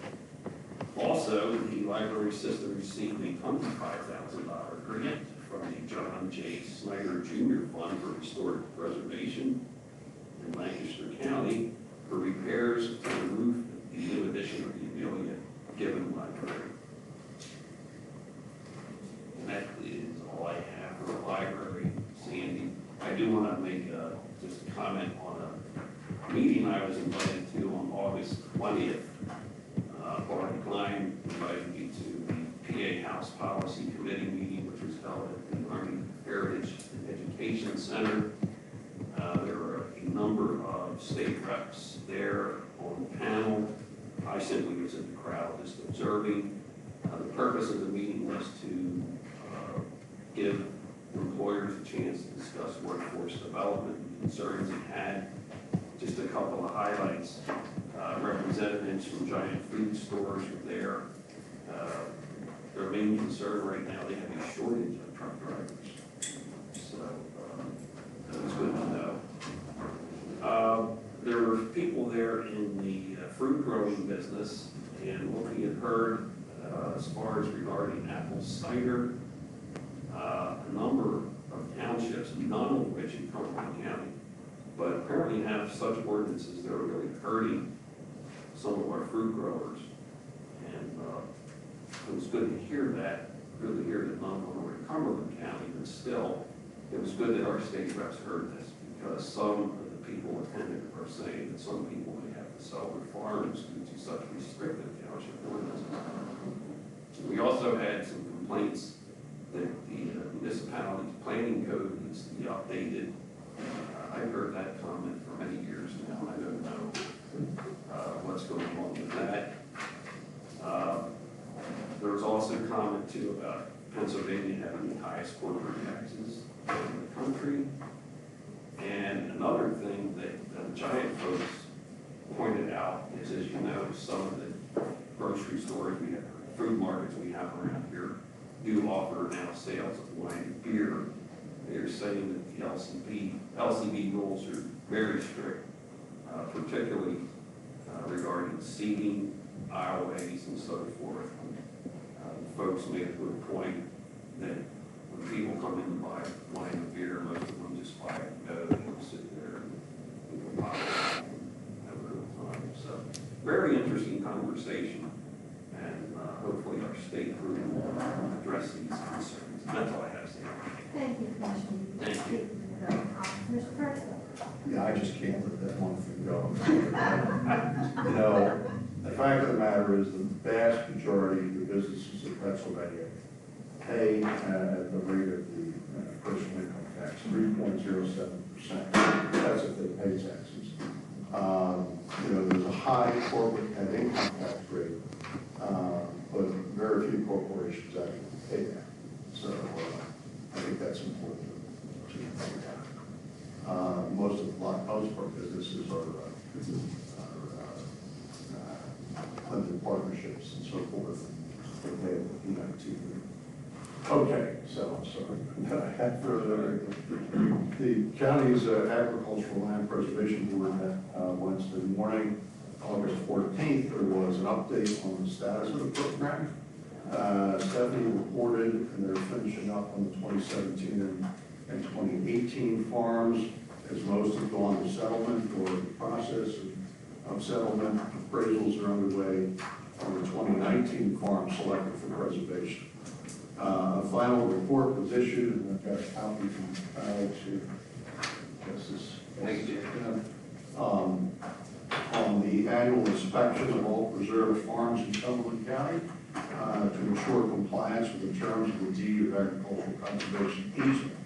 The report, which included a field inspection of 171 farms over just 2 months, from April 3 to June 4, found that over 90% of all farm conservation easements are in full compliance with the requirements.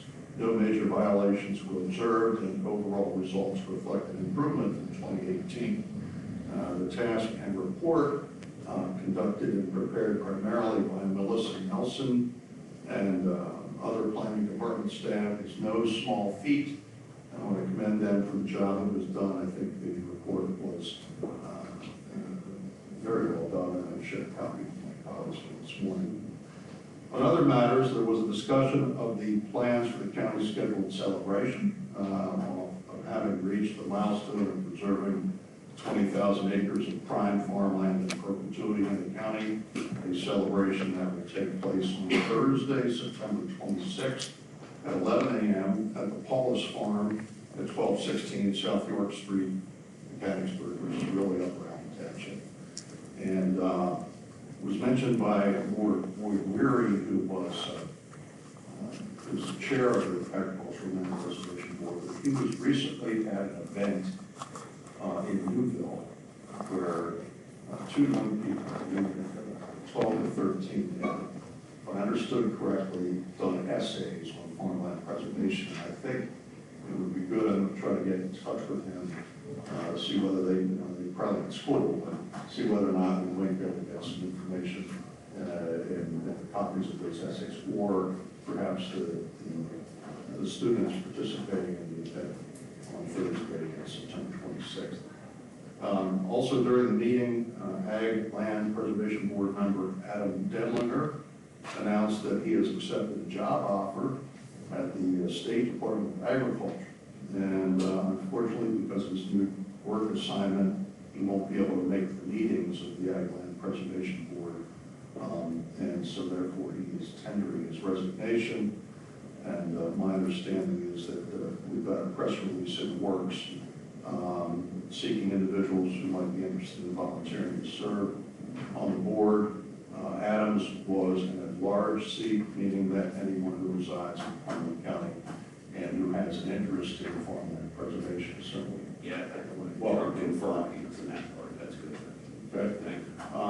Finally, as it does about this time every year, as the county gets ready to consider a budget for the upcoming year, the Agricultural Land Preservation Board discussed its recommendation to the Board of Commissioners on the level of funding, county funding they're requesting for our consideration to preserve more prime farm acreage in our county. As you'll recall, last year, and actually the year before that, and the year before that, the Agricultural Land Preservation Board recommended an allocation of $1 million from the general fund for farmland preservation. At the end of the day, the county provided half of what was requested, $500,000 in each of the past 3 years. Now, the only reason, in my view, that we settled on that number last year is because it was the same number the year before, and the year before that. And even though farmland preservation is identified as a priority goal of this county, and even though a good sampling of our constituents told us in conjunction with our 2017 update of the county's comprehensive plan that they want us to provide additional funding for farmland preservation. Over the years, as I've seen, as I've been a commissioner, the amount of funding for farmland preservation has fluctuated. And so with an eye toward trying to come up with a common sense, I believe fiscally responsible and fiscally prudent way to hopefully address this county priority on a more consistent basis, instead of it seemingly ending up in the caboose of a budget train or as a detached car for consideration when the rest of the budget is pretty much already set in stone. I offered to the Agricultural Land Preservation Board a suggestion of supporting an alternative recommendation this year. And the alternative recommendation, which was warmly received and unanimously recommended by the Agricultural Land Preservation Board, is for us as commissioners to establish as policy the allocation of 1% of our county general fund budget on an annual basis as the county's general fund contribution for farmland preservation. If this is truly a priority for our county, one would think that designating a mere 1% of our county budget on an annual basis to preserve more of our county's rich farm acreage before it's lost forever would not be too much of an ask, and I certainly hope that it is not. I prepared a draft resolution, which I share with my colleagues, but I'll be happy to pass along the printed version. Yeah.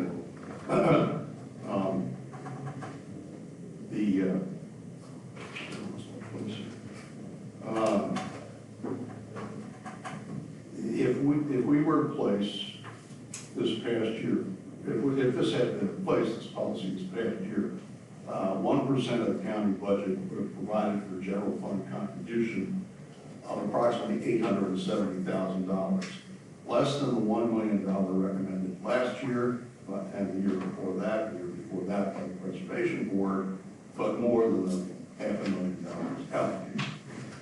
Based on projections, 1% of the county general fund budget in 2020 would allow, combined with the anticipated state grant, state match of better than $2 for every one county dollar contributed, for the preservation of up to 1,000 acres of prime farmland in the 2020 program year, instead of roughly 750 acres under the current $500,000 general fund allocation. In addition, understanding that this policy could be altered at any time by any future board of commissioners, it would just be my hope that this board and future boards might consider both the merit and benefit of this sensible funding methodology, considering the fact that we have no methodology at present. I've given this idea a great deal of thought over the past year. I'm glad today to report to our dedicated volunteers on the Agricultural Land Preservation Board have joined in endorsing this proposal. As is customary, we can expect to receive a formal written recommendation from the Agricultural Land Preservation Board in the course of the next few days. And I certainly can have a lot more to say about this, but I'm going to limit my comment at this time. The only additional piece of information that I want to leave with my colleagues this morning to think about as we hopefully give this unanimous positive support at some point in the future is that with respect to funding for farmland preservation, this would really not place any additional burden on the general fund. And I say that because in May of this year, after about 12 years of making an average $427,000 annual debt service payment on a $4 million bond issue that was taken out in 2006 for farmland preservation, that debt has been fully repaid, and that annual debt service cost is no more. So that's what I'm going to say this right now. I hope that my colleagues will approve this. The county's Housing Redevelopment Authority boards met Thursday, August 15, Contracts have now been signed for the Housing Redevelopment Authority's purchase and implementation of the new management information system. This has been in the works for some time. Implementation is expected to take several more months.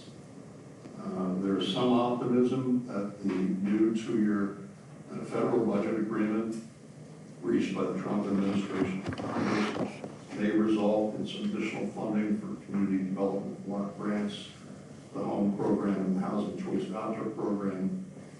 At present, though, with respect to housing choice vouchers, there is still a significant wait list of otherwise eligible citizens, and the program is operating at 100% of its available funding. The authority took action to submit its annual report to HUD on its performance regarding the Section 8 Housing Choice Voucher Program. In the past, the Cumberland County Housing Authority has received high marks on its performance, and there's really no reason to believe that will not be the case with the new examination of its processes by HUD. That's all I have. Thank you. Thank you, Commissioner Preston. Commissioner Eichelberger. Yeah, brief list of a number of items. Some of them I'll get back to you all on. I guess before I do that, I do feel the need to respond a little bit to some of the assertions that were made in regards to 1% of the budget is going to depend on how you measure. Our budget's measured in many ways, so we certainly need some clarity on that. It sounds like an easy amount, but there's a lot more complexity to it than that. But that's, we don't need a full-fledged debate on what's the proper spending amount, but some of the assertions made it, you can clarify. The idea that we have no methodology at all is bogus. Number one, we spend far in excess of what our neighboring counties do, and we have a very good record in terms of applying dollars for farmland preservation, but doing it smartly. I think we just had a presentation here last week regarding the county's financial condition, and I'll just state that a lot of that is not all of it, a lot of it is due to the fact that the board has really done its due diligence, asked some questions, and created expectations, I think, for results to a degree that wasn't really done before. So in that vein, I would say that farmland preservation, just like every other program that we vote on, those decisions should be based upon concrete goals in combination with what we can afford, and that is a far better system than a knee-jerk rubber stamp to requests, some requests over other requests, or providing money on an entitlement basis and simply crowding out other needs, some of which may be more urgent than others. So we'll have that discussion at the proper time, but the idea that we're not simply not doing enough, I think, is certainly open to question and how do you define enough? And one of the things we have done in recent years is we have set standards, and we don't measure success just in terms of how many dollars we can pump in a particular program line item. So we hope that the future board will continue along that. I think we continue to have good results if we maintain that type of diligence. On the other issues, liaison issues, CCAP, we have a Academy of Excellence continues to move forward, expansion of county government training programs. We have a conference call for the committee tomorrow now. We're participating in that. On economic development, most of which you've already been exposed to, so I won't belabor those points. But the one thing that was not just, well, it was only touched on at the board meeting, is something that the commissioners at some point are going to need some discussion on, is the board development aspects of what they've undertaken. And right now we have a freeze on new board appointments. And that was as a result of some of the information that our solicitor gave us in regards to board governance. And at some point we need to have a discussion as to whether we want to continue with the current board size, or if we want to change that. I think the events over the past year demonstrated us that there are some difficulties when you get a very large board, difficulties in terms of scheduling things. In particular, I'll mention the selection process, recruitment selection process of the CEO presented us a great number of problems in getting adequate board participation, and that was very, very apparent. There are other areas, so we should probably have a discussion among ourselves of what is that ideal size, so we can give them some direction. Certainly, most of the board development efforts can be undertaken, but in terms of the board recruitment, we'll need to settle on an appropriate number, and I'll let you all know what I think is the best manner for us to approve it. I'm not sure if we have that discussion here or at the Cape board meeting, so that's still on the radar, and you'll hear more about that in the future. I did have a considerable discussion last week with the board chair as well as the new CEO in regards to the policy planning committee that was alluded to at the meeting that was allowed to become inactive essentially, to neglect.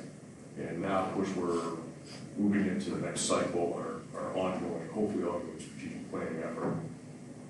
And that's going to be important that we have that committee. So I'm going to be working pretty closely with Jamie Keener on what the facilitation structure of that development process looks like. So I'm spending some time on that. And also on development of the policy planning committee, since we're essentially reconstituting it from zero. We'll keep you apprised of all of that. The planning commission met this week. Not a lot came out of that. We've addressed a number of plans. The board continues, the commission continues to do a very fine job of vetting those plans and providing advice. I do have the monthly update, dashboard update, and I'll distribute those to you as part of I'll make sure you get those. And the only thing I draw attention to is they continue to have a lot of success and a lot of participation in municipal training aspects of that. And there's some upcoming sessions that are profiled in this as well. You can refer to that if you have questions. Keep Mr. Stone or I, or keep on to say Kevin, that's his brother. On the library board, Kirk may answer these if there's something that I can't answer. A lot of ongoing efforts, as you can see, all profiled there. The one thing I'll mention just in passing, and Kirk is going to be refining his proposal. We'll be hearing from him in regards to something that was discussed there, which is an electronic filing system for plans that are submitted, and it's something we would work in conjunction with municipalities on. It'll be a great time saver. In the same vein that we recognize Kronos today in adopting automation as a reporting system and process improvement system. This would be very much in that vein as well, and expedite the planning process. One of the great criticisms of our multi-municipal system in Pennsylvania is the length of time that it takes for proposals, especially for land development, to weave their way through the process and then get county input for projects to move forward in a timely manner. This would help in that regard. Cumberland County, we already have a pretty good record in Cumberland County turnaround, and that's due to Kirk's leadership. This would simply strengthen our hand, especially going forward in terms of that process. So he's going to be refining that and bringing that forward. I'll tell you, that's not a big ticket item, so he's done a marvelous job in 5 ways for that to happen. That are not going to be budget busters at all. So let's see. Recycling Authority met this week, and there was a robust discussion on the agreements regarding the equipment program and refining those to ensure that the county is protected adequately. I don't recall anything else that we were Okay. I think that's all I have. Quick comment. Once again, the resolution is proposed for funding of launch and first. Thank you for doing that. I have some other potential options for formulas that I'll hand out to you guys, and I know we have a finance meeting September 4th to discuss some of this all. But I just want to point out, over the last last 4 years, this board has approved $1.75 million in general fund funds towards our ag preservation program. The previous 4 years, only $280,000 was allocated. So I think recently this board has been doing a good job in funding the program that I think the majority of people in this county, probably in the state, no matter what political party you are, do certainly approve of it. And as long as I'm sitting here on this board, I will always support ag preservation. I wanted to ask, or I did ask staff to look at some other counties, particularly the bigger counties that have a lot of acres, and they don't have really a secret formula as to how they decide on what they approve or they allocate. Having such a formula, though, would not be, I would not object to it if we come up with one. I think what Jim proposed might be close. Again, I have some other options here that I'll get into the slides right now that we can discuss right on. But I want to ask Jen, Jen, if a resolution is crafted, in which I have no objection to, would that be non-binding? Because when the board does make final approval of its budget, does that approval of that budget, which I believe goes into the ordinance form, does that trump any type of resolution, be it land preservation or any other type of spending? I think in theory that it could, and that could lead to a more, what I would term intellectual or philosophical type of discussion in terms of what we look to for controlling documents for the county's governance. As I understand this resolution, it's to establish a policy and perhaps not a mandate for the county in terms of crafting that, and that's my understanding. Jim, please correct me if I'm wrong. No, that is correct, and in fact, I think it's even mentioned, and I don't know whether Jen, if you had an opportunity to review that. I have read it. Seen that today. It actually acknowledges the fact that, you know, any board could change the policy in the future. It does. But we have other policies, budgetary policies in place that establish it. That's, you know, this is one I'm suggesting more official. You know, one of the policies that we have is, you know, how much we maintain in budgetary reserve. And that's one of the policies we have. And there's a number of other policies that, you know, the Board of Commissioners has established over the years. So, but I'm appreciative of the fact that we'll take a look at Commissioner DeFilippo's additional suggestions here. Again, I think that if we look back over the past dozen years in a way, you know, we've been expending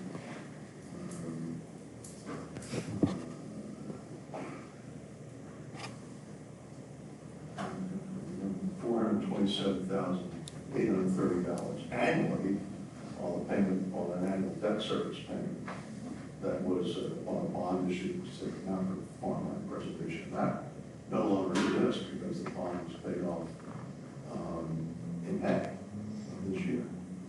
So what I came up with here is a suggestion. You know, it wasn't that long ago, actually it was 2016, we had a recommendation from the board because one of the questions was, so what is our goal? What should we do? And they came up with a proposal in 2016 to preserve half of the available prime farm acres over the next 20 years. And we need to ratchet up our contribution if we're going to get anywhere near that goal. But in any event, we'll leave this for discussion. We have a special finance meeting, as I understand, that's coming up. I certainly just hope that we can do better.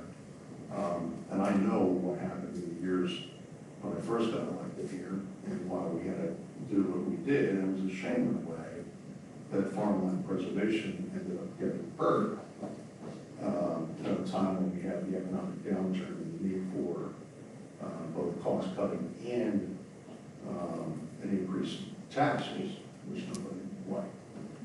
So, but there was a decision made then that nothing comes out of the general fund for farmland preservation. I didn't think it was right, but that was where we were.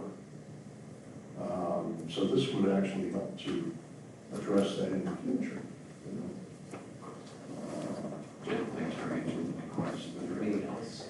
Just in general, I'm not going to debate on this, but as a matter of policy, this issue, being issue agnostic as a matter of policy, setting an arbitrary percentage for any, or an entitlement amount, basically, for any particular interest, simply opens the door to essentially a politically driven bidding war among interests. It'll simply invite others to say, we're important too, we want 0.5%, we want 1%, we want 2%.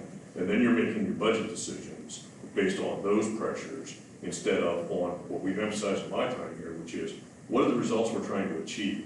What's your time frame for achieving them? How much do they cost? Is that the most efficient way of doing it? And then making judicious spending decisions over periods of time to reach those goals. To me, as a far superior way, it has shown its value. And I would resist the idea that we need to move toward this type of bidding war that I think this opens the door to.